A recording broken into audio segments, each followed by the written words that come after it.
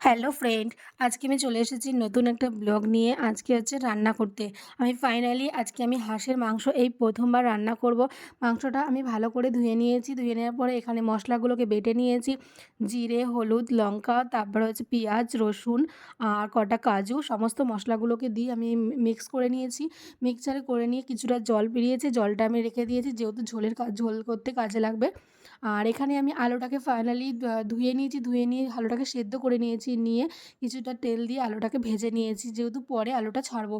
তারপরে কিছুটা আবার তেল নিয়ে পেঁয়াজ দিয়ে দিয়েছি। পেঁয়াজের মধ্যে মশলাটা দিয়ে দেবো।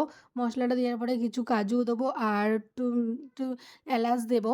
দিয়ে সম্পূর্ণ মশলাটাকে দিয়ে আমি এটাকে ভাজা ভাজা মতো করব। তারপরে কষানো হয়ে যাওয়ার পরে একটু যখন পেঁয়াজটা লাল লাল মতো হবে, তারপরে আমি মাংসটা এখানে ছেড়ে দেবো। আর মাংসটাকে আমি কিছুটা হলুদ আর হচ্ছে লেবু দিয়ে কিছুটা 10 থেকে 15 মিনিট ফ্রিজে রেখে দিয়েছিলাম। এরপর আমি মশলাগুলোকে এক এক করে সব দিয়ে দিলাম। দিয়ে মশলাটাকে দিয়ে একটু ভাজা ভাজা করে নেব। ভাজা ভাজা হয়ে যাওয়ার পরে এইবারে আমি ফাইনালি মাংসগুলোকে দিয়ে দেবো। আর যেহেতু হাঁসের মাংস আমি কোনোদিনও রান্না করিনি, তাই এই ফার্স্ট টাইম ট্রাই করছি। তারপরে মাংসটা দিয়ে দেওয়ার পরে এবার আমি ভালো করে কষাবো। তার আগে একটু হলুদ আর একটু প্রয়োজন মতো একটু নুন দিয়ে নিলাম। এবার ২ থেকে ৩ টে তেজপাতা দিয়ে দেবো আর কটা হচ্ছে এলাচ দিয়ে নেবো, যেহেতু সেন্টটা ভালো বেরোনোর জন্য।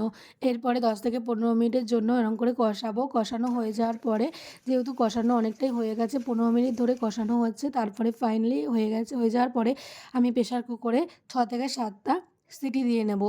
যেহেতু হাঁসের মাংস অনেকটাই শক্ত, তার জন্য আমি ৭ থেকে ৮ টা সিটি দিয়ে নেবো। এবার ২ থেকে ৩ গ্লাস মতো জল দিয়ে নেবো। তারপরে সিটি দিয়ে নামানোর পরে গরম মশলা দিয়ে হয়ে গেছে আমার ফাইনালি এখানে মাংস রেডি। আর গাইস, দেখতে যতটা সুন্দর লাগছে ঠিক খেতেও ততটাই সুন্দর হয়েছে আর মাংসগুলো যথেষ্ট সফট হয়েছে।